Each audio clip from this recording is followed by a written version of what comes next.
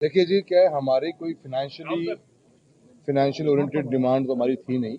हमारे technical demands हैं। एक खरीफ 2021 का क्लेम का इशू जिसको हम बहुत टाइम से लड़ रहे थे, उसमें इसी सरकार ने 29 फरवरी 2024 को हमारे पक्ष में, किसान के पक्ष में फैसला लेते हुए हमारा 500 करोड़ का क्लेम जो पेंडिंग था उसको पास कर दिया था। अब उसके बाद में 1 साल बाद में 18/8/2025 को दोबारा से एक टेक्निकल कमेटी बैठी।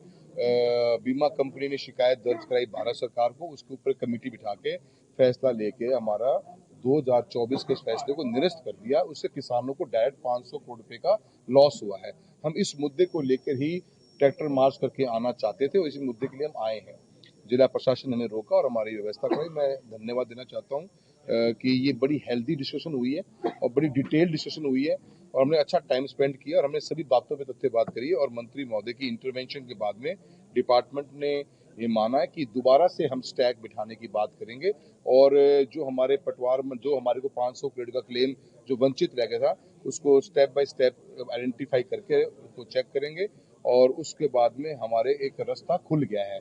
हम आज की तारीख में हमने एक पॉजिटिव स्टेप लिया है और ये मीटिंग्स होने के बाद में जो हमारे 500 करोड़ का लॉस जो बिल्कुल बंद हो गया था, अब हम उसका हमारा एक वे खुला है। ये हमारी बहुत बड़ी विक्ट्री हम इसको मानते हैं इस मीटिंग से और मैं मंत्री महोदय का बहुत बहुत धन्यवाद देता हूँ कि देखिए जी, क्या बाकी नीतिगत एग्जीक्यूशन की प्रॉब्लम्स हैं कि डिस्ट्रिक्ट में पोर्टल नहीं खुला तो हमारी मूंग की परचेजिंग नहीं हो पाई और मूंगफली की परचेज नहीं हो पाई। उसमें करप्शन बहुत है, कुछ एग्जीक्यूशन प्रॉब्लम्स है, उसके लिए मंत्री जी ने गाइड भी किया है और स्टेप बाय स्टेप जैसे जल जीवन मिशन में चूरू जिले में 70 करोड़ रुपए की पेंडेंसी है।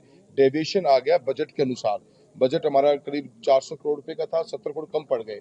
अब उसके कारण एसएलआर जो होती हैं, सेकंड लेवल रिजर्वायर है, वो जुड़ नहीं पा रहे। अब उसके लिए मंत्री वो पैसा की फाइल घूम रही है 2 साल से, तो मंत्री महोदय ने इंटरवेंशन किया है, प्रॉमिस किया है कि जल्दी उसको पैसा निकल जाएगा तो हमारे वो जल जीवन मिशन का काम पूरा हो जाएगा। ऐसे हमारे पोर्टल का इशू है, एमएसपी में हमारे पोर्टल पूरे नहीं खुले और पोर्टल न खुलने के कारण किसानों को 25% का ही परचेजिंग गवर्नमेंट ऑफ इंडिया करती है। तो हमारे 10,000 से कम पोर्टल रह गए हैं, ज्यादा पोर्टल रह गए, टोकन्स रह गए हैं। वो टोकन खोलने का भी आश्वासन सरकार ने दिया है। हमारा एक नौहर फीडर का इशू था।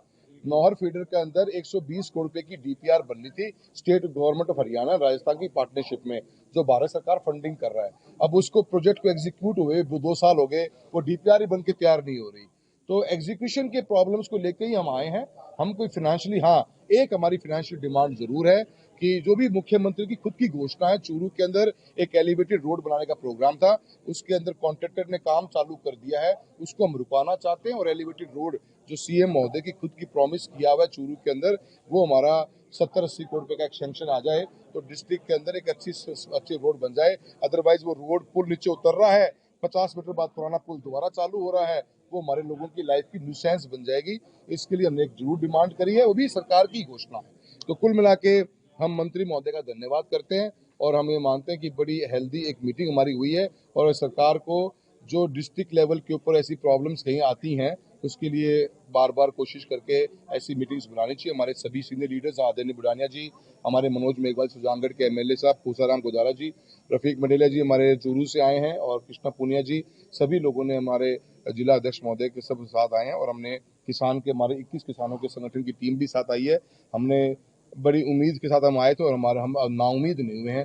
हमारी उम्मीद के ऊपर मंत्री महोदय ने बड़ा हमारा सहयोग किया है। जरूरत नहीं पड़ेगी मुझे लगता है किरोड़ी लाल जी मीना साहब की जुबान है, दोबारा आना नहीं पड़ेगा। मुझे मालूम है कि वो जुबान किससे हमारा काम हो जाएगा।